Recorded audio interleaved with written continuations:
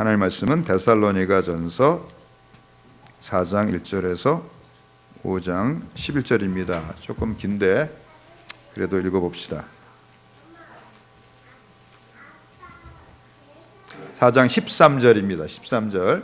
제가 1절로 잘못 인쇄되어 있죠? 13절. 형제들아, 자는 자들에 관하여는 너희가 알지 못함을 우리가 원하지 아니하노니 이는 소망 없는 다른 이와 같이 슬퍼하지 않게 하려 함이라. 우리가 예수께서 죽으셨다가 다시 살아나심을 믿을진대 이와 같이 예수 안에서 자는 자들도 하나님이 그와 함께 데리고 오시리라. 우리가 주의 말씀으로 너에게 이것을 말하노니 주께서 강림하실 때까지 우리 살아남아 있는 자도 자는 자보다 결코 앞서지 못하리라. 주께서 호령과 천사장의 소리와 하나님의 나팔 소리로 친히 하늘로부터 강림하시리니 그리스도 안에서 죽은 자들이 먼저 일어나고 그 후에 살아남은 자들도 그들과 함께 구름 속으로 끌어올려 공중에서 주를 영접하게 하시리니 그리하여 우리가 항상 주와 함께 있으리라. 이러므로 이러한 말로 서로 위로하라. 형제들아, 때와 시기에 관하여는 너에게 쓸 것이 없음은 주의 날이 도둑같이 이를 줄을 너희 자신이 자세히 알기 때문이라. 그들이 평안하다 안전하다 할 그때 임신한 여자에게 해산의 고통이 이름과 같이 멸망이 갑자기 그들에게 이르리니 결코 피하지 못하리라. 형제들아, 너희는 어둠에 있지 아니하며 그날이 도시 아들이요 낮의 아들이라. 우리가 밤이나 어둠에 속하지 아니하나니 그러므로 우리는 다른 이들과 같이 자지 말고 오직 깨어 정신을 차릴지라. 자는 자들은 밤에 자고 취하는 자들은 밤에 취하되 우리는 낮에 속하 있으니 정신을 차리고 믿음과 사랑에 호신경을 붙이고 구원의 소망에 투구를 쓰자. 하나님이 우리를 세우심은 노하심에 이르게 하심이 아니요 오직 우리 주 예수 그리스도로 말미암아 구원을 받게 하심이라. 예수께서 우리를 위해 죽으사 우리로 하여금 깨어있든지 자든지 자기와 함께 살게 하려 하셨느니라. 그러므로 피차 권면하고 서로 덕을 세우기를 너희가 하는 것 같이 하라. 아멘. 오늘 말씀의 제목을 같이 외쳐보겠습니다. 결산할 때를 기억하고 준비하는 삶. 연말에 송년회 모임으로 또 바쁘셨을 것입니다. 예전에는 이질망자를 써서 망년회라고 부르다가 이제 그 어감이 좀 안 좋다 그래서 지금은 송년회 혹은 송년 모임이라고 부릅니다. 망년회를 국어사전에서 찾아보니까 연말에 한 해를 보내며 그 해에 온갖 괴로움을 잊자는 뜻으로 베푸는 모임. 인생이 괴로운 일이 많은가 봐요. 근데 우리도 뭐 괴로운 일도 많았지만 그러나 감사한 일들이 더 많은 한 해였습니다. 할렐루야. 하나님께서는 천지를 창조하시면서 넷째 날에 해와 달과 별을 만드셨는데 그 해와 달과 별의 그 역할이 징조와 계절과 날과 해를 이루는 것이 되게 하셨습니다. 창세기 1장 14절입니다. 같이 읽습니다. 하나님이 이르시되 하늘의 궁창에 광명체들이 있어 낮과 밤을 나누게 하고 그것들로 징조와 계절과 날과 해를 이루게 하라. 무슨 광명체가 있어요? 세 가지가 있어요. 첫째는 해고 큰 광명체, 그 다음에 작은 광명체, 달이고 그 다음에 별들이에요. 이 하나님 말씀대로 이 해와 달과 별을 통해서 징조와 계절, 사계절, 사시와 또 날, 하루가 또 해가 이루어지게 됩니다. 하나님 말씀대로 지구가 하루에 한 바퀴씩 돌죠. 그게 뭐예요? 그게 날이죠. 그러면서 낮과 밤이 바뀌면서 하루가 되고 다시 달이 또 지구를 한 바퀴 돌면서 뭐가 돼요? 한 달이 되죠. 또 지구가 태양 주위를 1년에 한 바퀴 공전하면서 뭐가 돼요? 1년이 되죠. 그리고 또 이제 이렇게 45도로 기울어져 가지고 이렇게 돌기 때문에 뭐가 있어요? 계절이 또 생기죠. 그렇죠? 그리고 또 징조가 생겨요. 어떤 징조가 생겨요? 일식도 생기고 월식도 생기고 뭐 또 혹성들이 하늘에서 뭐 목성, 토성, 화성 이런 별들이 쭉 나란히 서는 뭐 그런 현상도 생깁니다. 그래서 이것들이 징조가 되게 하셨어요. 그래서 예전에는 이제 일식이 일어나면 어떻게 됐어요? 그 임금이 소복을 입고 하늘에 죄를 고하는 그런 일을 했습니다. 근데 그것이 지금 이제 밝혀보니까 다 정해진 날짜인데 그게 어떻게 징조가 되느냐? 아닙니다. 하나님은 역사를 주관하세요. 일식조차도 하나님 역사 속에서 언제 일어나도록 다 예정해 놓으셨어요. 할렐루야. 우리가 성경에서 가지고 있는 의문 중에 하나가 하나님께서 이제 요나에게 아시리아 수도인 니느웨에 가서 회개하라고 하는 그 말씀을 외치게 하셨어요.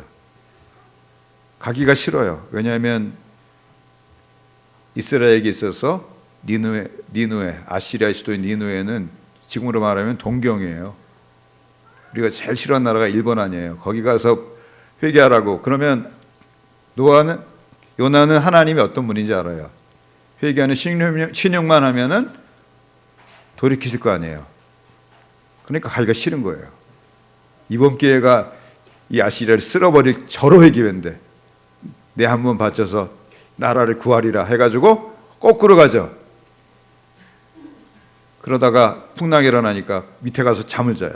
그러다가 바닷속에 던져지죠. 그냥 죽으려고 한 거예요. 나는 죽고 아시리아를 망하고 애국자입니다. 이런 애국심을 갖게 되기를 축복합니다. 하나님께는 막 까탈 부리는 거지만 그 한 개인으로 볼 때는 애국자예요. 근데 하나님이 또 물고기를 예배하고 아주 죽지도 못하게 하세요.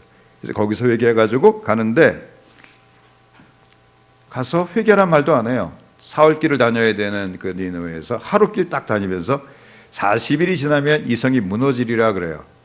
근데 이상하게 왕부터 신하까지 다 굵은 베옷을 입고 심지어는 어린애들, 짐승들까지 금식을 시킴으로 그 니느웨 성이 회개하게 되고 하나님의 심판과 진노가 미루어지게 됩니다. 이게 하도 이상해가지고 사람들이 이제 연구를 했어요. 그러다가 이제 보이저 3라고 하는 이 하늘의 천체를 추적하는 컴퓨터 프로그램이 누가 그걸 설계를 했어요. 참 좋은 세상이에요. 그래서 그걸 돌리면은 언제 몇 시에 어느 지역에서 개기일식이 일어났고 뭐 부분일식이 일어났고 다 알 수가 있어요. 근데 바로 요나가 이 회개하라는 외침을 외치기 얼마 전인 BC 763년 6월 13일에 이 니느웨 지역에 개기일식이 있었어요. 개기일식이 있었어요. 그러니까 갑자기 어떻게 됐겠어요? 온 세상이 캄캄하게 된 거예요. 누가 하셨어요?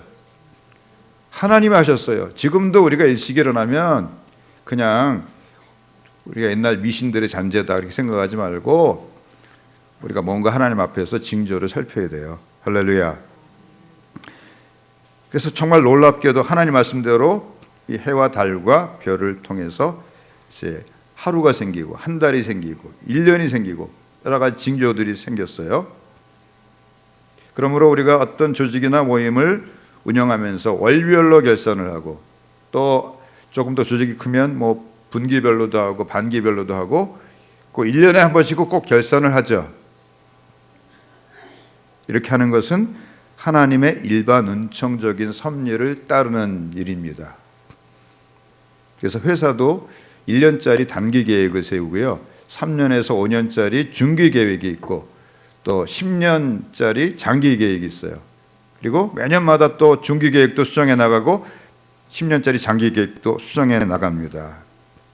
하나님께서는 해와 달과 별을 창조하시면서 이 하늘의 광명체들로 징조와 일자와 사시와 연한이 이루어지게 하시면서 해 시작을 정하셨고 끝도 정해 놓으셨어요. 자, 이렇게 빙글빙글 도니까 그럼 한 해 시작이 언제예요? 이게 문제가 되죠. 근데 하나님 말씀에는 한 해의 시작이 언제인지도 있어요. 나머지 무슨 그 율리우스가 만든 태양력 이런 것들은 전부 다 그냥 인간이 임의로 이 태양을 한 바퀴 도는 가운데서 출발점을 딱 정해 놓은 것 뿐이죠. 근데 성경은 언제가 출발점이 되라고 말씀을 하세요. 자, 이렇게 하나님이 이렇게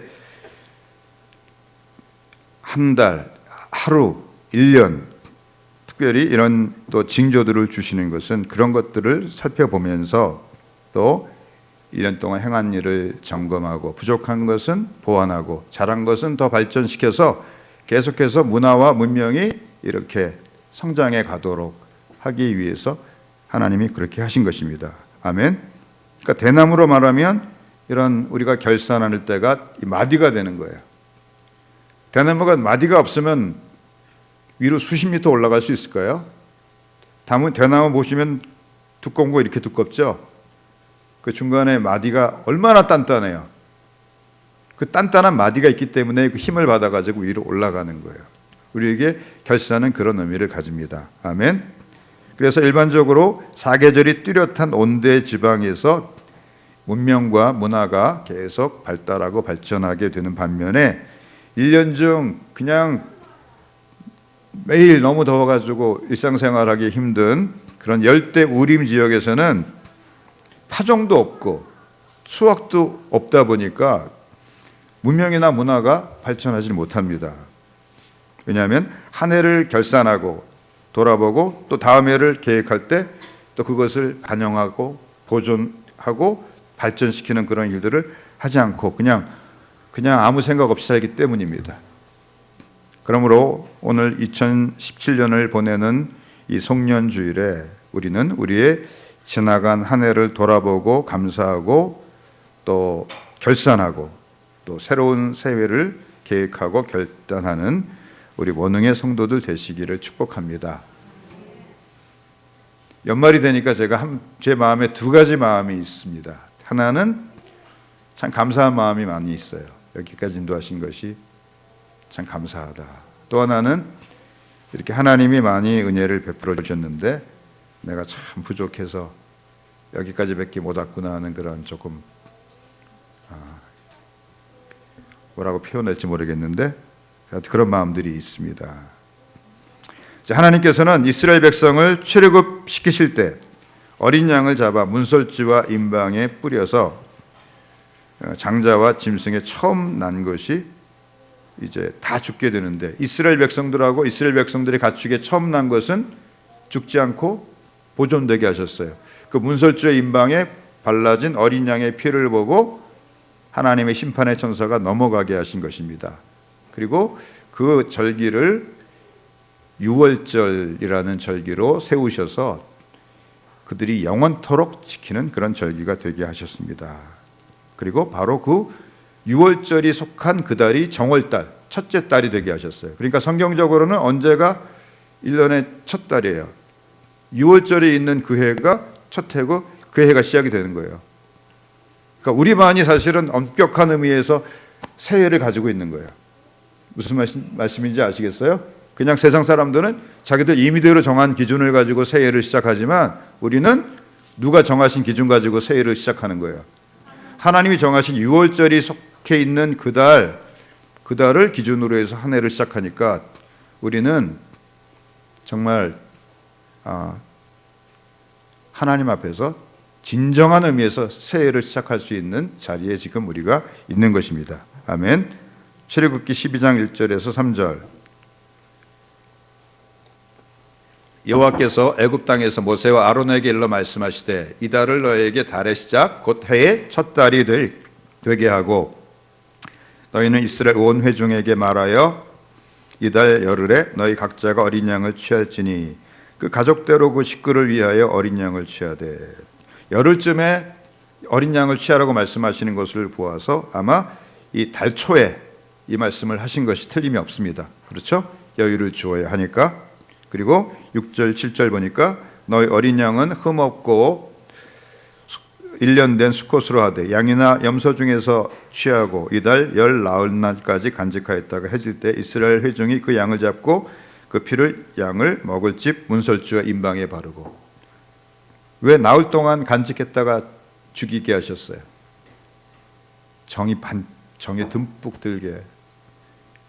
집안에 같이 이렇게 두면은요 정이 들어요.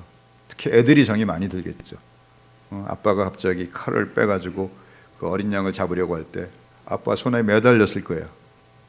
아빠, 이 어린 양 죄도 없는데 왜 죽이시려고 그래요? 그럼 아빠가 설명해 주는 거예요. 이 어린 양이 죽지 않으면 우리가 죽는단다. 그 어린 양 누구세요?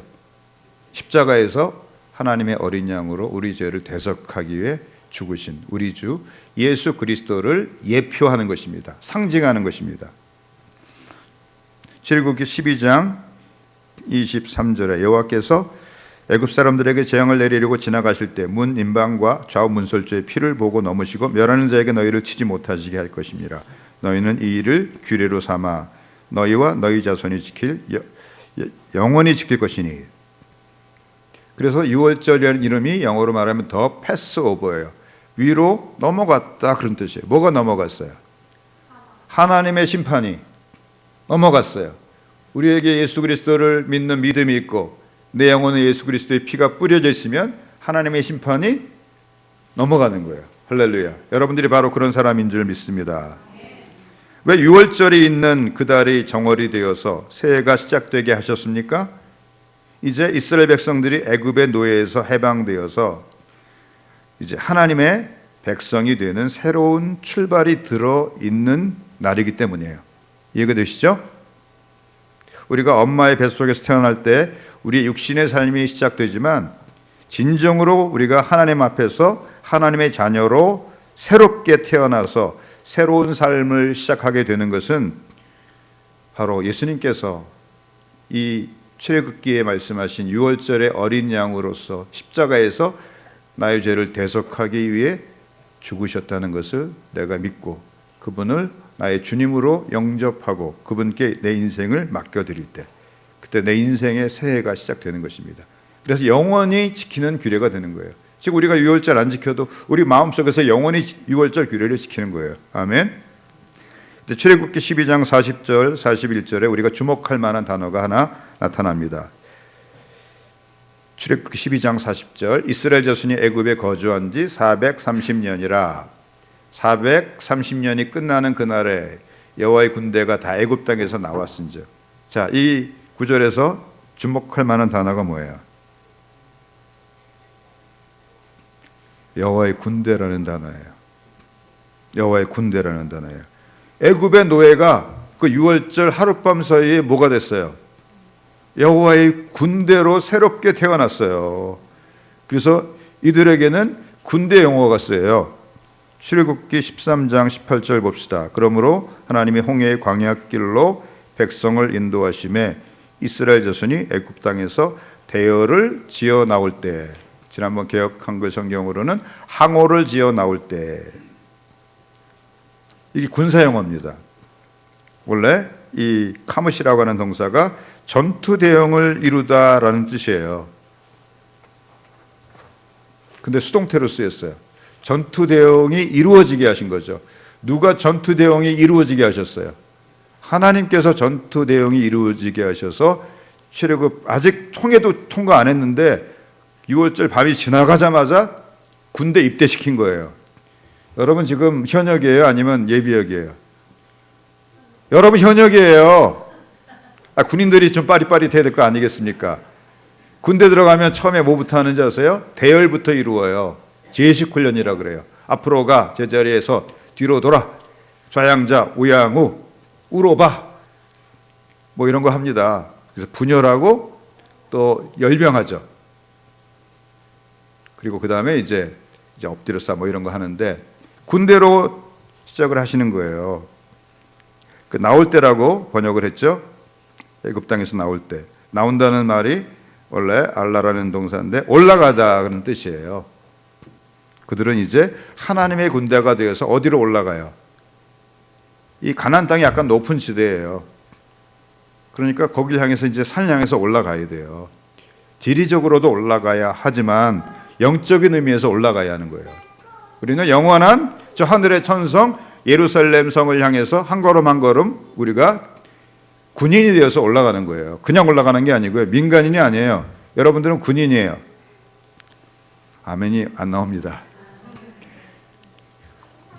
군대에 가서 고생하신 분들은 자기가 근무했던 곳을 향해서는 소변도 안 본대죠. 그 정도로 하여튼 군대가 참 고생스러운 데인데, 그러나 우리에게 영광의 날이 기다리고 있습니다. 아멘. 우리가 예수 그리스도를 나의 주님과 그리스도로 모셔드리는 순간에 우리 이제 애굽의 옛사람은 장사 지낸 바 되고, 우리는 거듭난 하나님의 백성이 될 뿐만이 아니라 이제 하나님의 군대에 입대해서 가나안 땅, 곧 영원한 천국에 들어갈 때까지 이 세상이라는 광야에서 하나님의 손에 붙잡혀 강병으로 훈련을 받으면서 이제 때로는 영적인 전투를 수행하게 되는 것입니다. 그래서 이들이 언제 이제 전투를 시작하게 돼요? 가나안 땅 들어가기 전에 광야에 들어가니까 바로 아말렉 족속이 뒤에서 공격해 오죠. 그때 여호수아가 손을 드니까 이겨요. 손을 내리니까 지는 그 얘기 다 알고 계시죠? 벌써 전쟁을 하게 하시는 거예요. 그렇다면 우리가 언제 이 광야 같은 이 땅에서의 하나님의 군사로서의 모든 훈련과 전투를 마치고 영원한 하나님 나라에 들어가게 되겠습니까? 그것을 예표하는 절기가 바로 초막절이라고도 불리는 수장절입니다. 출애굽기 23장 16절 17절 봅시다. 맥주절을 지키라. 이는 내가 수고하여 밭에 뿌린 것의 첫 열매를 거둠이니라. 수장절을 지키라. 이는 내가 수고하여 이룬 것을 연말에 밭에서부터 거두어 저장함이니라. 이 구절은 꼭 보여주셔야 되는데, 출애굽기 23장 16절 17절입니다. 우리 찾아봅시다. 출애굽기 23장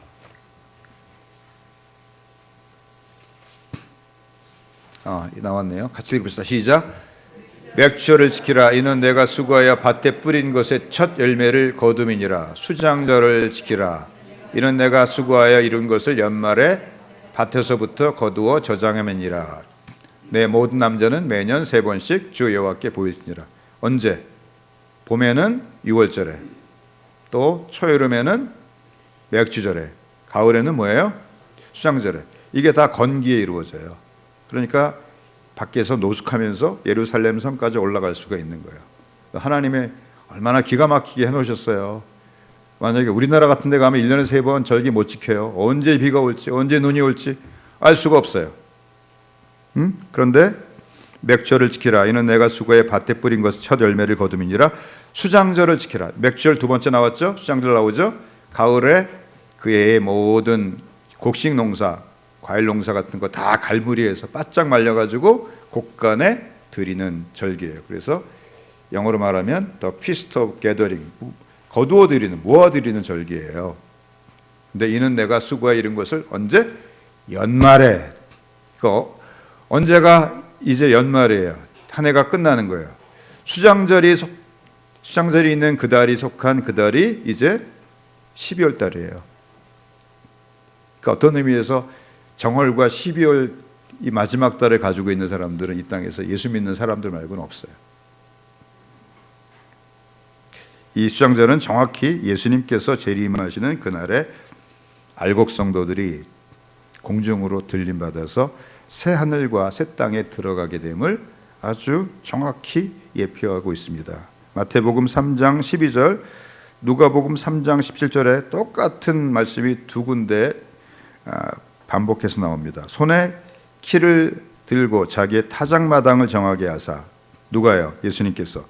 알곡은 모아 곡간에 들이시고 쭉종이는 꺼지지 않는 불에 태우시리라. 아멘. 그러니까 우리가 어떤 성도 되어야 되겠어요? 알곡 성도 되어야 돼요. 쭉종이는요, 진짜 곡식은 곡식이에요. 근데 뭔가 한 해가 들든지 아니면 새해가 와서 뭘 빨아먹었든지 병충해가 들든지 그래가지고 타작을 해보니까 어때요? 알곡이 없어요. 열매를 맺지 못한 거예요. 우리 모두 알곡 성도 되길 바랍니다. 언제 결산하는 거예요? 수장절 재림하시는 그날에 결산하는 거예요.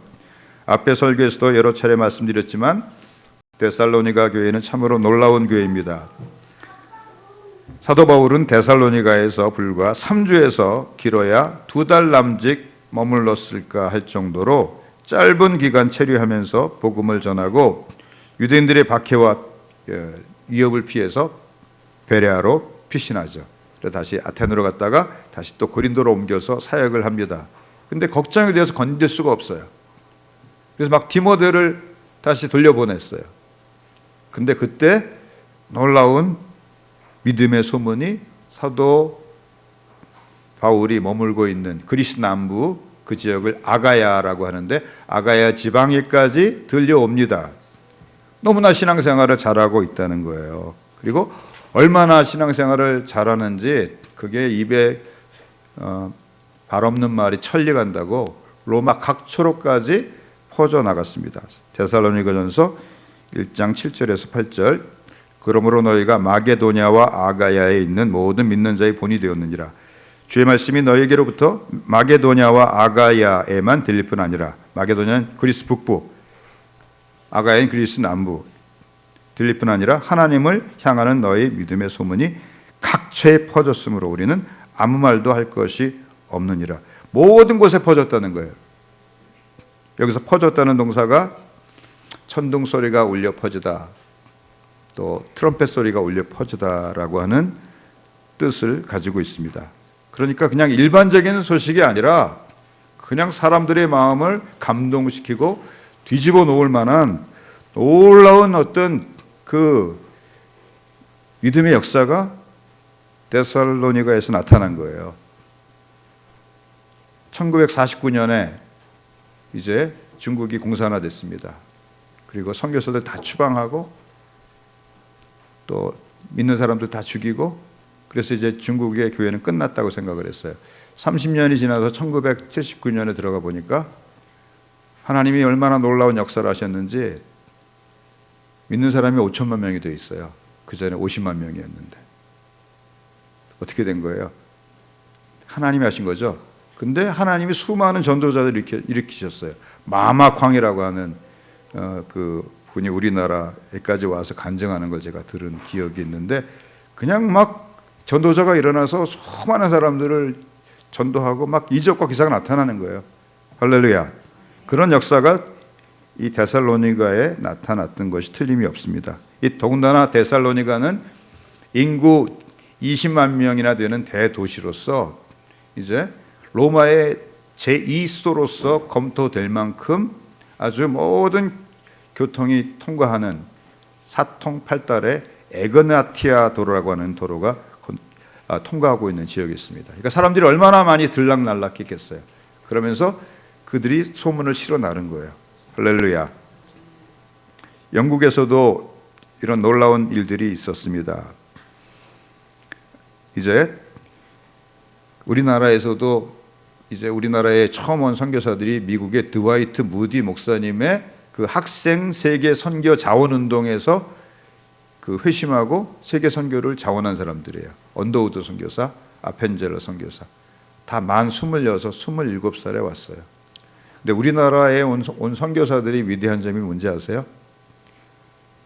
우리나라 말을 다 배웠어요. 우리나라 말로 설교했어요. 우리나라 말로 가르쳤어요.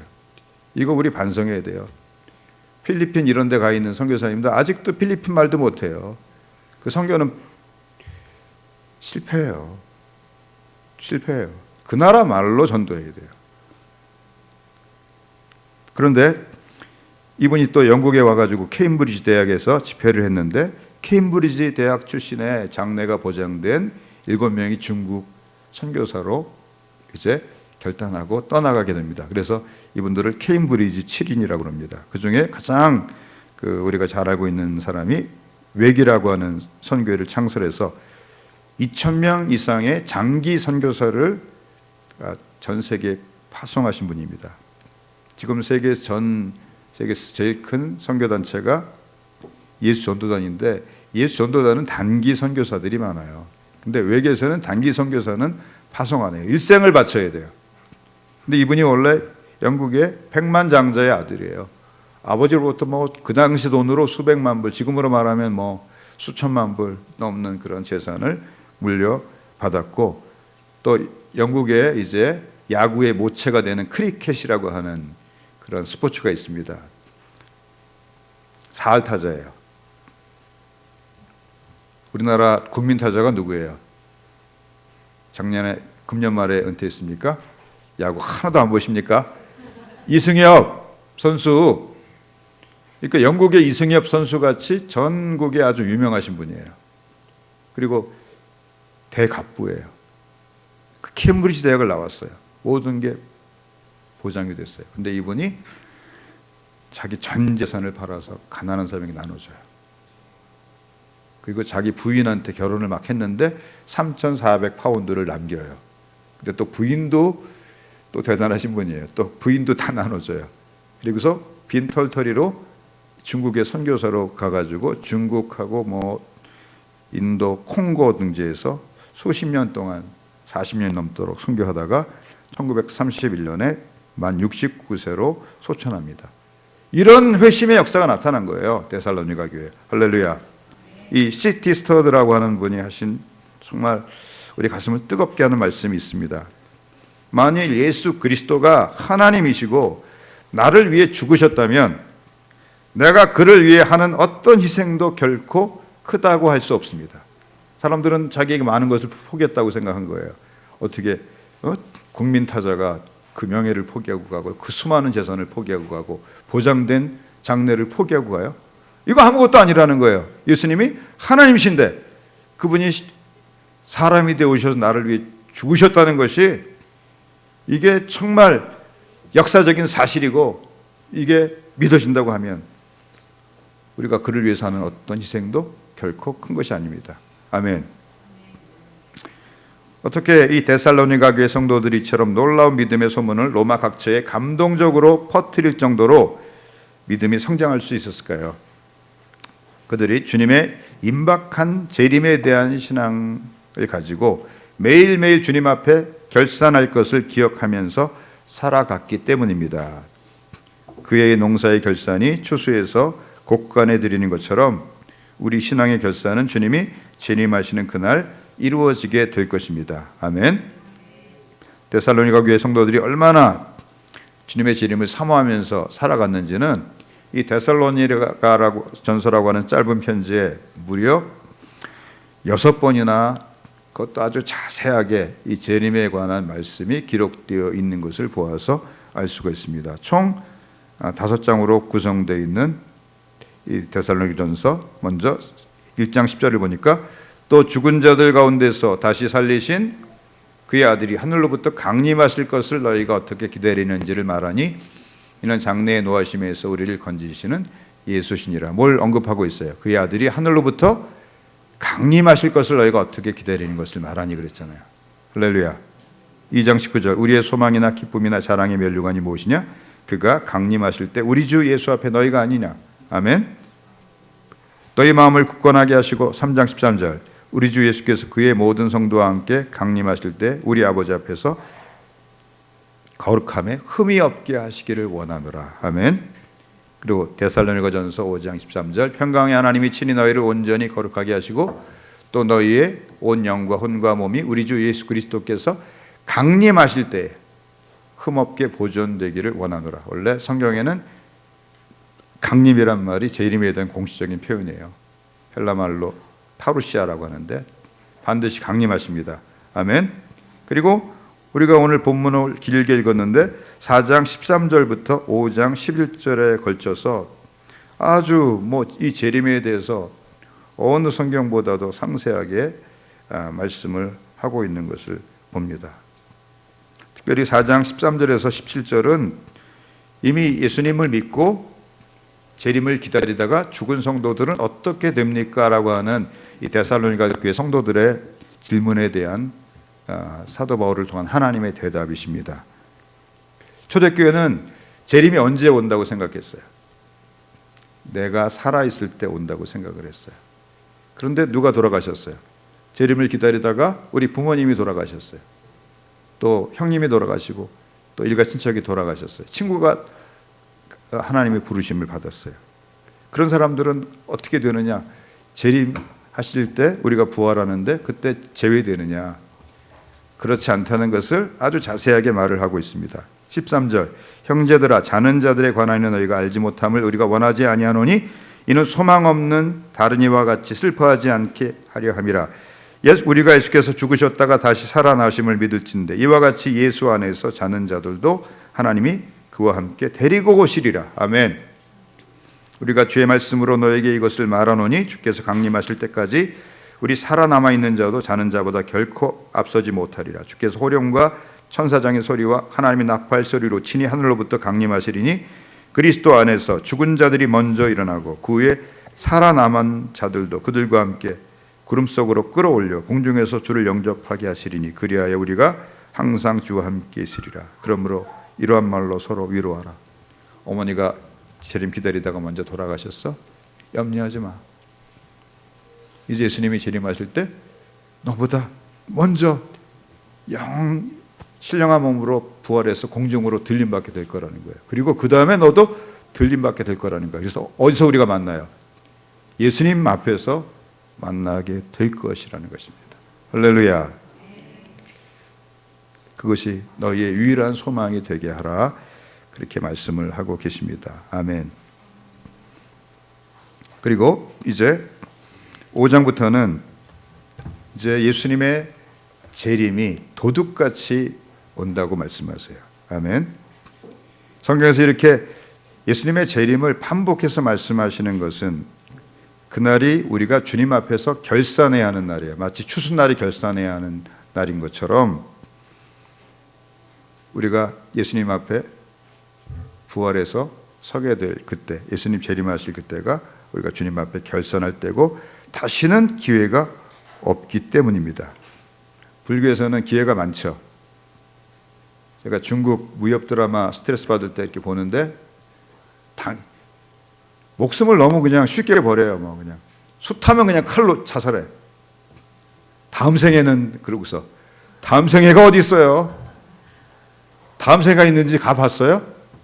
히브리서 9장 27절에 분명히 말씀하시기를 한 번 죽는 것은 사람에게 정하신 것이요 그 후에는 심판이 있으리라 하셨어요. 우리의 인생의 기회는 단 한 번이에요. 그래서 결산도 잘해야 되는 거예요. 왜냐하면 두 번 결산할 수가 없어요. 마태복음 25장을 보면 예수님의 재림과 관련된 세 가지 비유가 나옵니다. 열처녀 비유 보면 여분의 기름을 준비한 슬기로운 다섯 처녀, 여분의 기름을 준비하지 못한 위련한 다섯 처녀 얘기가 나오죠. 결국 신랑이 늦게 오니까 기름이 다 떨어졌어요. 미련한 처녀들은 기름 사러 갔다가 그 사이 신랑이 와서 슬기로운 처녀들만 들어가요. 문을 막 열어달라고 그러니까 참 이 신랑이 냉정합니다. 진실로 너에게 이르노니 내가 너희를 알지 못하노라. 그리고 이 비유가 이렇게 끝이 납니다. 그런즉 깨어있으라. 너희는 그날과 그때를 알지 못하느니라. 두 번째 비유는 달란트 비유도 이제 한 달란트 받으니까 5달란트, 2달란트 비유 받은 사람들에 비해서 한 달란트 받았으니까 이 사람이 별로 기분이 안 좋은 것 같아요. 근데 한 달란트가 작은 돈이 아니고요. 노동자 20년 연봉이에요. 그러니까 3천만 원 연봉이라고 치면 6억을 받은 거예요. 요새 현대자동차 같은 데는 1억씩 받는데요. 그럼 얼마 받은 거예요? 20억 받은 거네요. 작은 돈 아니에요. 근데 그냥 묻어놨다가 어떻게 돼요? 그거 뺏기죠. 그거 5달란트 받은 사람에게 주어라. 그리고 바깥 어두운 데로 내쫓겨 슬피 울며 이를 갈게 됩니다. 또 세 번째 비유는 인자가 올 때 모든 민족을 그 앞에 모으고 양으로 염소로 나누는데 누가 양이에요? 자기도 모르는 사이에 예수님을 대접한 사람이 그 사람이 양이에요. 자기도 모르는 사이에 예수님을 대접하지 않은 사람이 염소예요. 다 뭐에 대해서 말씀하시는 거예요? 이 세 비유를 통해 일관되게 말씀하시는 것은 우리의 매일매일의 삶이 주님의 재림을 맞이할 준비를 하며 살아야 하는 삶이라는 것입니다. 그리고 그 결과가 바로 주님이 오시는 그날에 나타나게 될 것이라는 거예요. 우리 그날 바라보고 사는 거예요. 아멘. 고시 공부 뭘 바라보고 해요? 합격하는 그날 바라보고 하는 거 아니에요. 그래서 구약 성경에 주님의 재림을 예표하는 절기인 수장절의 다른 이름이 초막절이에요. 원래 초막절은 이스라엘 백성들이 자기 조상들이 광야에서 40년 동안 이 천막 치고 살았죠. 그리고 이제 가나안 땅에 들어가서 돌과 나무로 지은 집에 편안하게 살게 됐어요. 그래서 하나님께서 일주일은 너희 조상들이 광야에서 얼마나 고생했는지를 기억하면서 초막 짓고 살아라, 그렇게 말씀하셨어요. 아멘. 지금도 이스라엘에 가보면 아파트가 이렇게 계단식으로 되어 있는 데가 있어요. 베란다가 돌출돼 있어요. 여기 뭐 하라고? 밖에 나가서 초막절은 지키기가 싫고 불편해서 샤워도 해야 되고, 그러니까 아파트 바로 베란다에다가 초막절에 이제 초막을 얼개설계 해놓고 거기서 사는 거예요. 아침에 일어나면 샤워하고 또 출근하고 그리고 사는 것입니다. 자, 이처럼 주님이 재림하시는 날 알곡 성도로 준비되어 영원한 천국이라고 하는 곳간에 들어가기 원하는 성도는 이 땅에서 초막 짓고 나그네가 항상 고향을 그리워하듯이 하늘의 본향을 사모하면서 살아가야 한다, 그 말씀을 하시는 것입니다. 그렇게 살도록 하기 위해서 주님은 재림하실 날짜를 모르게 하셨어요.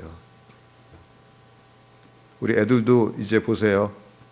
엄마가 몇 시까지 올 거야, 그 전에 공부 열심히 하고 있어.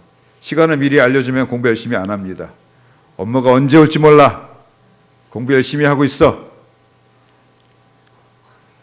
그래서 성경 말씀에 보면은 아버지만 알고 심지어 주님도 모르신다는 말씀이 여러 곳에 있어요. 마태복음 24장 36절과 마가복음 13장 32절에 보니까 그러나 그날과 그때는 아무도 모르나니 하늘의 천사들도 아들도 모르고 오직 아버지만 아시느니라.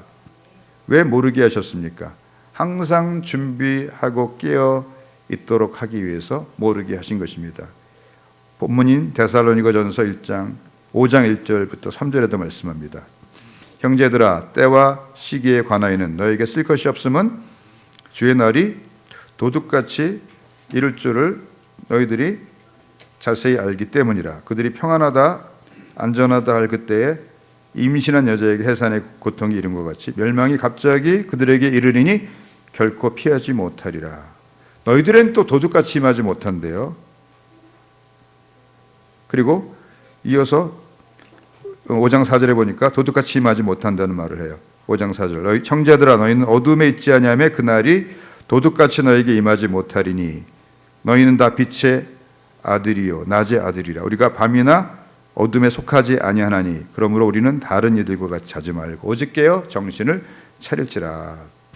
그래서 우리에게 도둑같이 임하지 못한다고 하니까 어떤 사람들은 오해해가지고 우리가 예수님의 징조를 살펴보면서 예수님의 재림을 준비할 수 있다고 생각을 합니다. 그래서 이런 분들은 열심히 언제 적그리스도가 나타나는지, 언제 666 짐승의 표가 나타나는지, 또 언제 이스라엘에 이제 무너졌던 성전이 세 번째로 재건되는지, 이런 것에 온 관심을 기울이고 있어요. 그래서 이번에 미국의 트럼프 대통령이 예루살렘에다가 미국 대사관을 설치하겠다. 원래는 지금 텔아비브라고 하는 그 해안가에 있는 도시, 성경으로 말하면 욥바라고 하는 도시에다가 수도를 정하고 거기에 미국 대사관이 있는데 예루살렘으로 옮기겠다는 발표를 했어요. 어떤 정치적인 목적이 있겠죠, 우리가 모르는. 근데 이 세대주의 종말론자들이 난리가 났어요. 드디어 성전 건축의 때가 왔다. 나 그거 안 들었는데 다 알아요.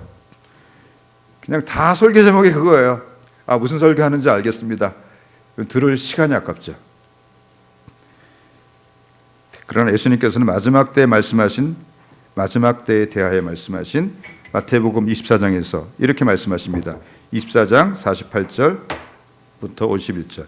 만일 그 악한 종이 마음에 생각하기를 주인이 더디 오리라 하여 동료들을 때리며 술 친구들과 더불어 먹고 마시게 되면 생각하지 않은 날 알지 못하는 시각에 그 종의 주인이 이르러 엄히 때리고 외식하는 자가 받는 벌에 처하리니 거기서 슬피 울며 이를 갈미 있으리라. 언제 오세요? 여기 종이라도 악한 종이긴 하지만 종이니까 하나님 백성이에요. 근데 언제 오세요? 생각하지 않은 날, 알지 못하는 시각에 오신다 그랬어요. 또 24장 40절부터도 보세요. 그때 두 사람이 밭에 있으며 한 사람은 데려가고 한 사람은 버려둠을 당할 것이요 또 두 여자가 맷돌질을 하며 한 사람은 데려가고 한 사람은 버려둠을 당할 것이니라. 그러므로 깨어 있으라. 어느 날에 너희 주가 임하였는지 너희가 알지 못함이니라. 너희도 아는 바니 만일 집주인이 도둑이 어느 날 어느 시각에 올 줄을 알았더라면 깨어 있어 그 집을 뚫지 못하였으리라. 이러므로 너희도 준비하고 있으라. 생각하지 않은 때 인자가 오리라. 언제 오세요? 생각하지 않은 때 오신대요. 아무리 준비를 해도 생각하지 않은 뜻밖의 때 오신대요. 그래서 농담으로 그런 말 하잖아요. 예수님 언제 오시느냐? 비 오는 수요일 저녁 예배 시간에 오신다. 근데 그것도 생각할 수 있잖아요. 그 시간이 아니에요. 그렇다면 데살로니가전서 5장 4절에 형제들아 너희는 어두움에 있지 아니하며 그날이 도둑같이 너희에게 임하지 못하리니라고 하는 말씀 무슨 뜻입니까? 물론 이런 의미는 있습니다. 우리가 동성애가 편만하게 되고 땅끝까지 복음이 전파되고 정말 사랑이 식어지고 이런 것을 보면서 또 동성결혼이 합법화되고 이런 걸 보면서 마지막 때 가까이 오긴 하는구나 하는 정도로 알 수 있죠. 근데 날과 시는 절대로 알 수가 없고 우리가 준비할 것은 그런 것을 미리 알려고 하는 게 아니고 우리가 빛의 아들처럼 낮의 아들로 사는 거예요. 이거 깨어 있는 거예요. 그럼 도둑이 오면 몇 시에 와도 관계없어요. 내가 눈이 시퍼렇게 떠 있으니까 보여 안 보여? 도둑 오는 거 보이잖아요. 그런 것처럼 예수님 오시는 걸 내가 맞이할 수 있다는 거예요. 할렐루야. 어떻게 하는 것이 그렇게 하는 거예요. 마태복음 24장 45절에 47절. 충성되고 지혜 있는 종이 되어 주인에게 그 집사람들을 맡아 때를 따라 양식을 나눠줄 자가 누구냐? 주여. 유창훈 목사가 지금 그렇게 하고 있습니다.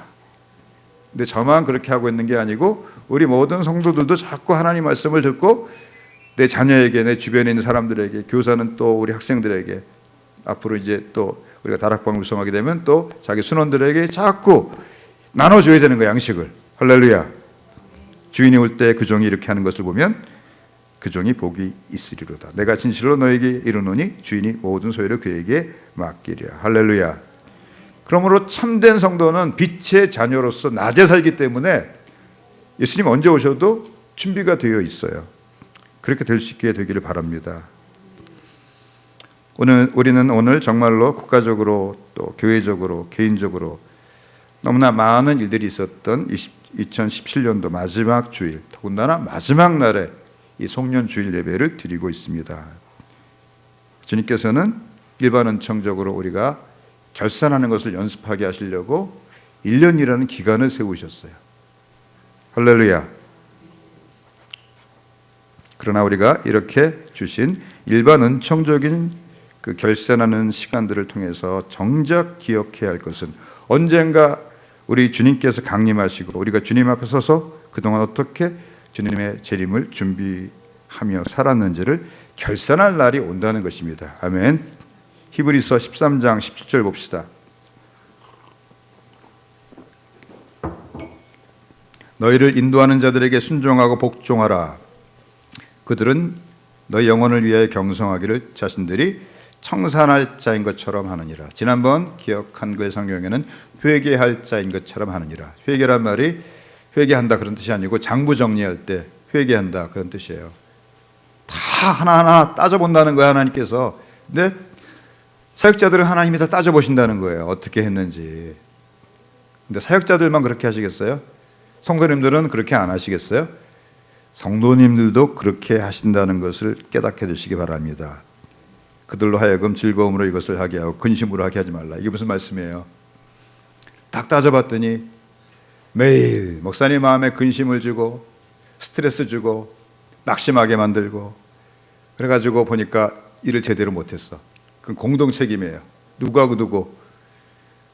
목사도 책임 있지만은 또 누구도 책임 있어요. 성도도 책임 있어요. 그런 말씀을 하시는 거예요. 할렐루야. 그렇지 않으면 너에게 유익이 없느니라. 자, 우리가 이처럼 날마다 내가 주님 앞에 언젠가 서서 청산할 날, 결산할 날, 회개할 날이 온다는 것을 기억하고 날마다 살아갈 때 우리에게 주시는 이루 말할 수 없는 축복이 있습니다. 그것을 신명기 11장 10절부터 15절에 걸쳐서 말씀하고 계십니다. 자, 같이 읽읍시다. 시작. 내가 들어가 차지하려 하는 땅은 내가 나온 애굽 땅과 같지 아니하니 거기서는 너희가 파정한 후에 발로 물대기를 채소밭에 댄 것 같이 하였거니와 너희가 건너가서 차지할 땅은 산과 골짜기가 있어서 하늘에서 내리는 비를 흡수하는 땅이라. 13절. 내가 오늘 너에게 명령하는 내 명령을 너희가 만일 청정하고 너희 하나님 여호와를 사랑하여 마음을 다하고 뜻을 다하여 섬기면 여호와께서 너희 땅에 이른 비 늦은 비를 적당한 때에 내리시리니 너희가 곡식과 포도주 기름을 얻을 것이요 또 가축을 위하여 들에 풀이 나게 하시리니 너희가 먹고 배부를 것이라. 아멘. 애굽은 어떻게 농사를 짓습니까? 애굽에는 빅토리아 호수라고 하는 세계 제일 큰 그 폭포, 빅토리아 폭포에서 발원해가지고 이제 그 지중해로 흘러가는 나일강이라고 하는 엄청난 강이 있습니다. 수량이 세계 제1이라고 합니다. 그래서 이집트 그 고분에 들어가서 벽화를 보면은 이런 풍차가 있어요. 근데 풍차가 있는데 사람들이 그 풍차를 이렇게 밟아요. 그럼 돌아가겠죠. 근데 풍차 옆에 이런 바켓스가 달려 있어서 들어가면서 물을 뜨고 나오면서 어떻게 해요? 툭 밀면 어떻게 해요? 옆에 관계수를 만들어서 약간 경사를 줘가지고 애굽의 모든 농토에 다 공급되도록 관계수를 기가 막히게 해놨어요. 그러니까 비가 오나 안 오나 관계가 없어요. 아멘. 그리고 또 1년에 한두 번은 홍수가 나서 이게 그 홍수물이 이렇게 넘치면서 범람하면서 또 온갖 좋은 양분들이 또 거기에 공급이 돼서 매년 농사가 잘 되는 그런 땅이에요. 근데 이스라엘 백성들이 들어가서 사는 땅은 어떤 땅이에요? 응? 너희가 건너가서 차지할 땅은 11절 산과 골짜기가 있어서 울퉁불퉁한 땅이라는 거예요. 그러니까 관계수를 만들 수도 없고 관계수로의 물을 공급할 강도 없어요. 요단강이라고 동네 하천 같은 조그만 강 하나 있는데 깊은 산골짜기로 흐르기 때문에 그 물을 쓸 수가 없어요. 갈릴리 호수 말고는 쓸모가 없어요. 그럼 어떻게 물을 공급받아요? 하늘에서 내리는 비를 통해서 물을 마시는 거예요. 여기 흡수한다는 말이 영어로 드링크라고 돼 있어요. 내 하나님 여호와께 돌보아 주시는 땅이라. 하나님이 여기 돌본다는 말이 귀중하게 여기신다 그런 뜻이에요. 여러분 눈이 항상 어디가 있어요? 지금 막 또 돌아다니네. 어디 갔다 왔나? 우리 딸, 우리 아들 항상 어디 갔는지 눈이 거기 있죠. 그런 것처럼 우리 하나님의 눈이 항상 그 땅 위에 있어요. 아멘. 연초부터 연말까지 내 하나님 여호와의 눈이 항상 그 위에 있느니라. 이 녀석 어떻게 사는가 보고 계시는 거예요. 그래서 순종하면은 하늘에 스프링클러를 탁 틀어가지고 10월 달부터 다음에 4월 달까지는 비가 억수가 착 오게 하는 우기를 주세요. 아멘. 4월부터는 비가 딱 그쳐가지고 10월 달까지는 비가 거의 안 와요. 그럼 그때는 어떻게 농사를 해요? 그때는 하나님께서 지중해에서 이렇게 습기를 머금은 바람을 불게 하셔서 이슬이 날마다 맺히는 거예요. 아멘. 그래서 이슬로 농사를 하는 거예요. 얼마나 좋은 땅이에요. 단 조건이 있어요. 하나님 말씀 잘 들어야 돼요. 여러분들이 그 땅에 살고 있어요. 하나님의 눈을 피할 길이 없어요. 왜냐하면 그냥 불꽃 같은 눈동자로 이 녀석 어떻게 하고 있나 살펴보고 계세요. 할렐루야. 그게 때로는 부담스러울 때도 있죠. 그래서 욥이라고 하는 사람은 뭐라 그랬어요? 왜 나한테 그렇게 매달 관심을 가지고 계십니까? 좀 신경을 다른 데 좀 쓰세요. 조금만 잘못해도 막 징계하시고 막 이러니까. 근데 그것이 하나님이 우리를 사랑하시는 증거입니다.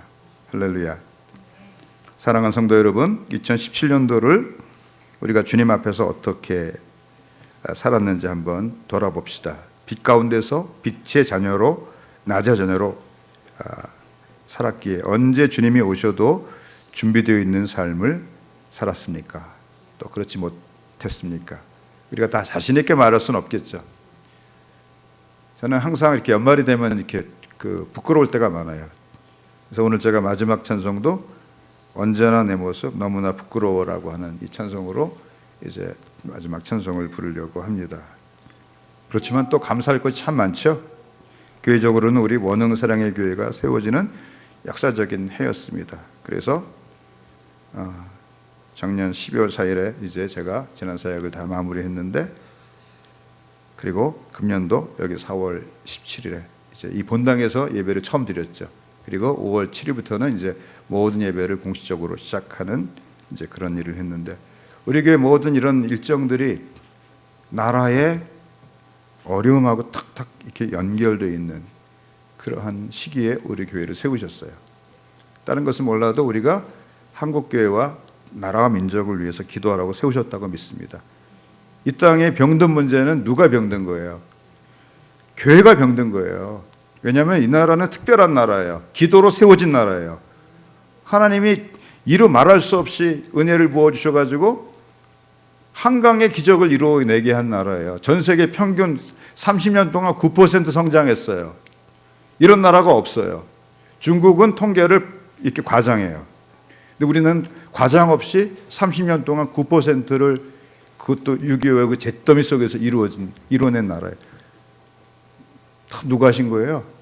하나님이 이 땅에 주의 백성들 불쌍히 여기시고 이 땅에 또 물건과 이런 것 부어주셔가지고 세계 선교하게 하시려고 이렇게 하셨는데, 교회가 그 하나님의 은혜를 잃어버렸기 때문에 다 타락하는 거예요. 교회가 타락하니까 보수는 보수대로 그냥 자기 밥그릇밖에 없어요. 또 진보는 진보대로 정신이 없어요. 온 나라가 다 병들어 있어요. 그 사람들이 못 고쳐요. 우리 그리스도인들이 회개하는 만큼 고쳐주실 거예요. 아멘. 제가 지난주 금요일 날 교회 통일성에 대해 말씀드렸죠. 전 세계의 모든 교회, 우리나라 모든 교회는 하나예요. 그러니까 지금 이 나라가 이렇게 된 것에 누구의 책임도 있어요? 내 책임도 있어요. 그리고 이 나라가 얼마만큼 회복될까요? 내가 회복되는 것만큼 회복될 것입니다. 아멘. 내가 회개하는 만큼 하나님께서 치료해 주실 것입니다. 우리 원흥사랑의 교회가 세워지는 만큼 세워지게 하실 것입니다. 그런 믿음 가지고 끝까지 승리하며 살아가는 우리 모두가 되기를 축복합니다.